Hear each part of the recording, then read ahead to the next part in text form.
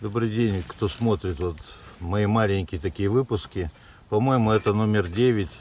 Сегодня, я даже не помню, какой августа. Я, знаете, сегодня хочу о чем рассказать. Вчера Саша просил всех найти в интернете песню и скачать якутской певицы. Но если я не запомнил ее имя, Саша, может быть, сам потом подскажет. И вот ребята искали, а у нас с интернетом все время как бы проблемы. Мы еще далеко от цивилизации такой большой находимся. И наконец они ему скачали и говорят: все, есть песня. Он попросил ее включить, мы сели. А темно уже было, костер горел. И у костра так слушали ее, слушали. Саша очень внимательно слушал эту песню. Но она на якутском языке, и поэтому я ни слова не мог понять, просто слушал. Саша мне так немного сказал, что это вот горловое якутское пение. Да, женское горловое, вслушиваюсь. А слов-то не понимаю ни одного. Песня закончилась, Саша меня попросил, вернее, я говорю: Саш, о чем песня? И он таким поэтическим, таким красивым языком, вот я так красиво даже не смогу сказать, но суть примерно такая. Девушка находится в лесу. По дороге, которая идет на холм, проезжает путник на коне. Он старшего возраста, у него уже седины, и он поет. А поскольку он думает, что он один в лесу, он поет о том, как он прожил жизнь свою, что сделал не так, что сделал, может быть, нехорошо. В общем, он едет, и поскольку он один, он как бы исповедуется небу, природе, деревьям, исповедуется, душу свою выкладывает, с грустью это все, потому что грустно ему, грустно, жизнь заканчивается, много сделано не так, много можно было лучше, но уже седины, и уже трудно что-то исправить. И когда мне Саша это рассказал, содержание песни, утром сегодня, Саша захотел ее снова послушать, включает. А я, знаете, поет эта песня, я все вижу, буквально вижу этот холм, эту дорогу, этого путника на коне пожилого. Как будто песня это как кино, понимаете? Может быть, в древности песня заменяла людям кино, театр, книги, повести, любовные романы, там романтические, житейские, фэнтези, все заменяло песня тогда, песни и танцы. И я подумал утром, когда уже утром послушал, когда настроение было немножко не такое грустное, я подумал: а зачем я пошел в поход? А знаете, для того, чтобы у меня не был потухший взгляд, как у того путника.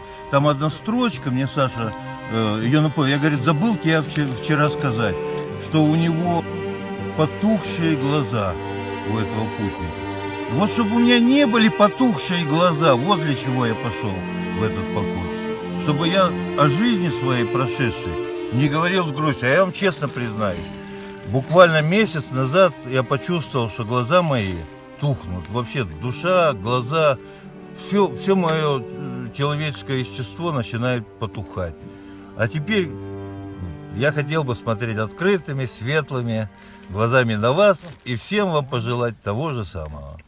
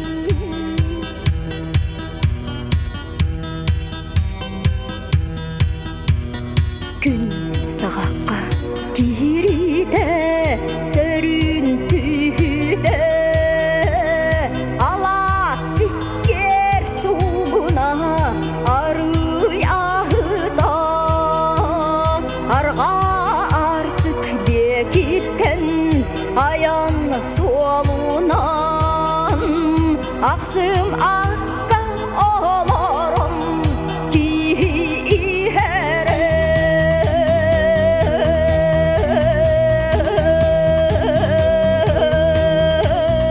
күр жабар бұ әркі кылгаста кәміңе күрікті бұтан чыға күханы көстері кini вақта қараға өнерері кini әрдәқ сүрәғі тойып тояра кini әрдәқ сүрәғі тойып тояра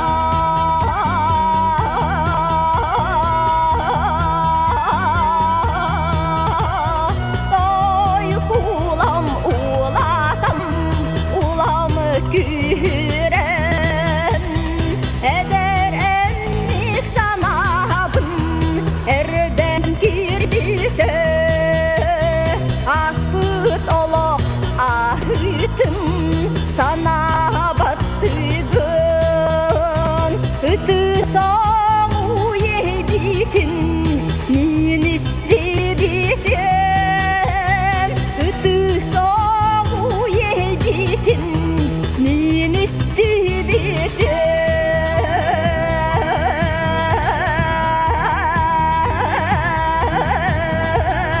күн билей қанат келен бар бұтын тоқ билей қанат тиен жолын бұл бұтын билін артық солунан аян ките санер тою каргыста тақсан бар бұта санер тою каргыста тақсан бар бұта санер тою каргыста тақсан бар бұта